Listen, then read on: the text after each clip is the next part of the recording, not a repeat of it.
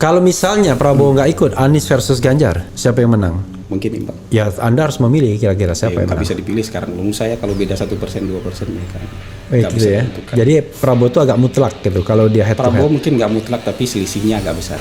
Kenapa kelompok-kelompok so-called oposisi ya seperti Rizal Ramli, Gatot Nurmantio, Lanyala itu nggak pernah dimasukkan di situ rata-rata? Sebenarnya dimasukkan. Jadi kan sebenarnya Pak Gatot itu juga sempat tinggi kok. Iya. Menjelang 2019. Tapi begitu sudah kehilangan tongkat hilang Pak Gatotnya. Begitu tidak lagi jadi panglima, Pak Gatotnya juga sudah nggak banyak lagi exposure publiknya. Iya. Suaranya hilang. Jadi habis itu juga kita kan sebagai poster punya pertimbangan. Pak Gatot mau maju lewat mana?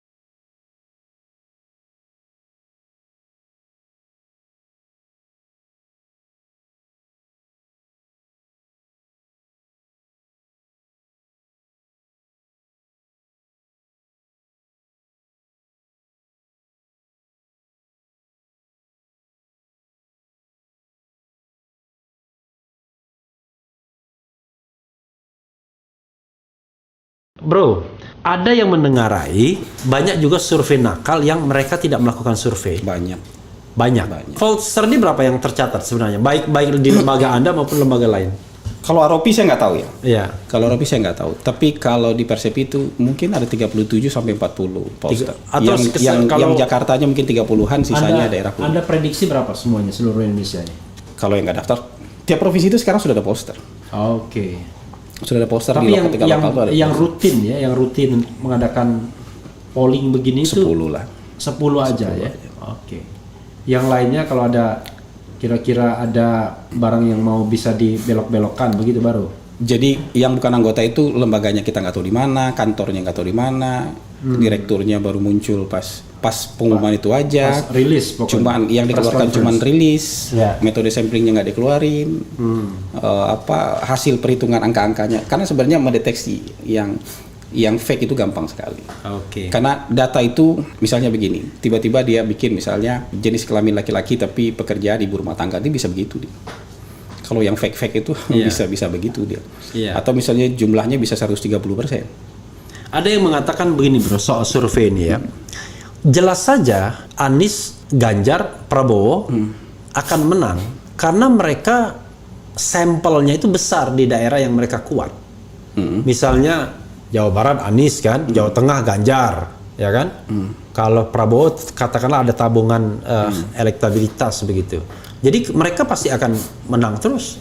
Jadi memang sampling itu harus proporsional. Iya. Jadi kalau Jawa Barat penduduknya besar, samplingnya juga harus besar di sana. Iya. Jawa Barat itu kan sekitar 17% populasi Iya. Indonesia. Iya. 17% populasi pemilih juga. Jadi jumlah samplingnya juga harus 17% supaya representatif. Kan misalnya Jawa Tengah itu 14% populasi Indonesia. Iya. Maka jumlah samplingnya juga plus minus sekitar 14% juga. Sumatera itu secara keseluruhan itu hampir 20% populasi Indonesia. Maka sampling seluruh Sumatera itu juga harus 20%. Sampling populasi sampling kita. Jadi itu hal-hal yang biasa saja menurut saya. Jadi kalau Anies itu Sumatera, kuat di Sumatera. Jawa Barat itu Sumatera. masih Pak Prabowo. Oke. Jawa Barat itu Pak Prabowo nggak bisa digoyahkan. Oke. Itu sulit menggoyahkan Pak Prabowo di Jawa Barat dalam semua kondisi. Oke. Dalam semua kondisi karena kayaknya orang Jawa Barat suka sekali dengan yang berseragam-seragam ini. Oke, Maung Bandung itu kayak begini nih kan. gitu. Jadi- Saya dikasih Jenderal Jajat Yayat Sudrajat. Jadi kayak gitu petanya. Anies kuatnya di Sumatera. Ganjar? Ganjar kuat di Jawa Tengah sama Jawa Timur. Oke, tapi Jawa Tengah dan Jawa Timur sendiri presentasinya udah berapa itu? Kalau misalnya 16 Jawa Timur ini 14 30-an%. Bayangkan. Ya. Ya kan, jadi probabilitas mereka untuk 3 besar ya tinggi banget memang. Betul. Jadi sebenarnya hasil survei seperti ini kan sudah mulai dari kita waktu itu bikin post election survey. Jadi begitu selesai Pilpres, Ya. kita bikin post election survey. Ya, itu mungkin Juli atau Agustus 2019. Itu kan belum ada yang ngapa-ngapain. Anies Iya. belum ngapa-ngapain, Iya. Ganjar belum ngapa-ngapain, Pak Iya. Prabowo ya sudah. Tapi waktu itu sudah 3 besarnya sudah ini. Oke. Waktu itu Pak Prabowo nomor 1, Ya. Anies nomor 2, Ganjar nomor 3. Ya. Tapi iya begitu, ini sudah taken for granted aja dari tahun 2019 menurut saya. Pendukung Pak Jokowi sebagian besar mengalihkan dukungnya ke Ganjar. Oke. Pendukung Pak Prabowo ini kan ada 2. Satu pendukungnya Pak Prabowo, kedua pembenci Jokowi. Oke. Nah, pembenci Jokowi itu mungkin bukan pendukung Pak Prabowo. Nah, dia mengalihkan dukungannya kepada Anies. Jadi ini sudah terima. Sekarang saya ketika tanya, 2019 sudah seandainya terima ya head to head antara Prabowo dan Anies Ganjar, dengan Ganjar, menurut Anda yang menang siapa? Prabowo. Prabowo. Dengan asumsi pilpresnya jujur dan adil ya. Gini, Pak Prabowo itu relatif nggak kerja keras 2014 2019. Dia kerja 6 bulan aja mungkin keliling-keliling itu. Oke. Sisanya diam. Hmm. Pak Jokowi kerja keras. Iya. Menangnya 55-45. Oke, menangnya tipis dengan kerja keras. Padahal Ganjar- dia udah incumbent. Ganjar nggak sekuat Pak Jokowi. Oke. Dan nggak semua pendukung Jokowi itu pro Ganjar. Karena pendukung Jokowi juga terbagi 2.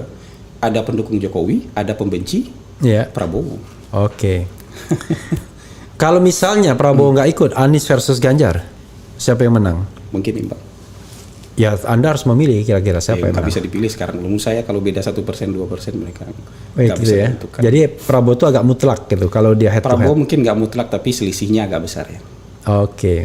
Persisnya. Ya, jadi gini. Kalau Anies versus Prabowo? Jadi gini, Prabowo versus Ganjar. Pendukungnya Anies tadi, Iya. yang nggak ada tadi, itu masuk lagi ke Pak Prabowo. Oke. Kalau Anies versus Prabowo? Anies versus Prabowo, mereka menurut saya sih jauh lebih unggul Pak Prabowo. Oke. Jadi mungkin skornya sekitar Pak Prabowo bisa 35 sampai 40, Anies mungkin sekitar 20-an. Oke. 20 sampai 25. Jadi yang nggak bisa Anda tebak adalah Anies sama Ganjar, maka itu akan perang bubat gitu ya, kira-kira. Iya, itu kejadiannya Pilpres 2019 lagi kan. Oke, cebong kampret dan lain sebagainya, gitu, kira-kira begitu ya. Tapi pemerintah sekarang kan memelihara itu, memelihara kan once you become the president of Indonesia kan harusnya kan sebagai yang elected kan selesaikan itu, tapi nggak diselesaikan. Ini menurut saya aksi reaksi yang sudah terlalu panjang. Oke. Jadi kalau ibarat luka, ini luka yang nutupnya susah. Oke. Karena bukan luka pukul-pukulan ini. Ini lukanya luka pakai senjata tajam ya mungkin. Kalau nggak dijahit, nggak nutup-nutup itu luka kan gitu. Gitu ya. Oke. Lukanya sudah terlalu dalam itu. Hasil survei tergantung Bohir. Enggak lah. Enggak ya. Enggak. Tapi kalau surveinya nggak bagus menurut Bohir, dari sisi Bohir nggak akan diumumkan kira-kira begitu. Kalau menurut saya begitu. Jadi kalau misalnya tidak menguntungkan, Nggak diumumkan. nggak diumumkan. Tapi hasilnya nggak diubah Hasilnya nggak diubah. untuk menyenangkan. Kecuali kalau penyajian ya. Kan penyajian itu kadang-kadang little bit tricky. Saya lihat. Kalau bukan penyajian mungkin jadi data itu dipilih.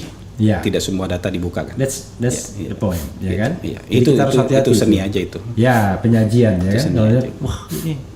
Tapi bro, ada juga misalnya survei semi terbuka yang di antara 10 nama ini mana yang Anda pilih ya kan? Itu Kan kalau itu kan 10 nama biasanya udah tertutup itu. udah tertutup. Udah tertutup. Nah, saya pernah menemukan sebuah fenomena Ridwan Kamil nggak dimasukkan dari 10 nama itu kan kebangetan. Ya, biasanya begini, mereka punya pertimbangan dan keyakinan. Iya. Misalnya begini, ada pollster yang masukin Andika. Iya. Karena ketika diskusi, mereka menganggap Andika misalnya kuda hitam. Iya. Tapi saya misalnya ketika di 10 nama nggak masukin Andika. Kalau Anda 10 nama masukkan siapa?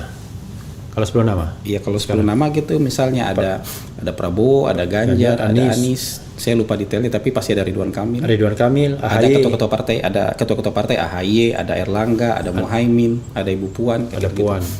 Oke. Pertanyaan lain, kenapa kelompok-kelompok so-called oposisi ya seperti Rizal Ramli, Gatot Nurmantio, Lanyala itu nggak pernah dimasukkan di survei rata-rata? Sebenarnya dimasukkan. Jadi Dimasukkan. Jadi kan sebenarnya Pak Gatot itu juga sempat tinggi kok. Iya. Menjelang 2019. Tapi begitu sudah kehilangan tongkat hilang Pak Gatotnya. Begitu tidak lagi jadi panglima, Iya. Pak Gatotnya juga sudah nggak banyak lagi exposure publiknya. Iya. Suaranya hilang. Jadi habis itu juga kita kan sebagai pollster punya pertimbangan Pak Gatot mau maju lewat mana. Oke. Sementara kan ada nama-nama yang besar yang nggak punya partai tapi nama-nama besar kan ada kayak Ridwan Kamil, Iya. kayak Anies, kayak Ganjar itu mau nggak mau harus dimasukkan dalam survei kan. Oke, ini ada pertanyaan lain lagi yang menggelitik ya. Let's say kita nggak bicara survei, tapi kita bicara tentang masa depan Indonesia ya. bicara tentang bagaimana kita menciptakan surga di bumi Indonesia ini ya kan. Kalau sekarang kan saya kira belum lah bisa menjadi surga ya kan. Berbeda pendapat sedikit kita dikriminalkan, kira-kira begitu ya. Orang nunggu keplesetnya kita kapan ya kan. Saya juga ditunggu gitu. seperti itu. Nah, menurut Anda kalau kita kebaikan masa depan Indonesia, menurut Anda 2024 tuh yang sebaiknya jadi presiden dan wakil presiden siapa? Anda free bisa. to choose. Enggak. Menurut saya kalau gini, yang berbahaya itu menurut saya itu populisme. Ya makanya free to choose Iya, Anda. populisme. Kalau misalnya masih mengusung populisme, itu akan cenderung nanti membelah masyarakat. Misalnya nasionalisme versus asing. Ya. Pribumi versus asing. Ya. Misalnya atau ini agama ini versus kafir, itu populisme yang kayak gitu-gitu itu cenderung membelah. Tapi menurut saya nanti kan ada kebutuhan dan ada selera. Iya. Kalau saya sih sekarang sulit kalau kita menyampaikan ini. Kalau saya sih lebih suka orang-orang seperti B.J. Habibie. Oke. Teknokratis, punya pikiran yang brilian, nggak terlalu banyak punya interest dan pertimbangan politik, dia lurus-lurus saja. Tapi masalahnya memang orang seperti itu rentan juga diturunkan, rentan juga tidak diterima segala macam. Nah, ada kebutuhan dan ada selera publik. Nah, selera publik ini harus kita akui, selera publik ini masih yang ini. Selera publiknya masih. Tapi kan Anda free to choose. Anda adalah seorang negarawan, ya kan? Saya bukan negarawan. Anggap aja begitu kan? Saya menempatkan Anda sebagai seorang negarawan. Saya sih lebih cenderung kriterianya teknokrat aja. Siapa tapi itu misalnya? susah. Ya siapa saja. Ya kita kan penonton kita kan nggak paham semua teknokrat itu kayak siapa. Begini. Nanti kan nggak terlalu gampang di spin. Saya sebut nama itu terlalu gampang di spin. Jadi nanti omongan saya dianggap wah ini udah pro ini. Gitu. Kan sekarang belum ada capres definitif. Oh, kan bukannya biasa-biasa aja di spin. Saya tiap hari mau saya di spin orang. Gitu spin. Mungkin Anda belongs to certain party atau certain belongs enggak tokoh gitu ya. Makanya Anda nggak mau di spin gitu. Bukan belongs untuk, kan sekarang nggak ada calon, jadi saya nggak belongs untuk siapa-siapa. Tapi begitu nanti ada calon definitif, saya akan terbuka mengumumkan saya akan dukung calon ini. Oke, gitu ya.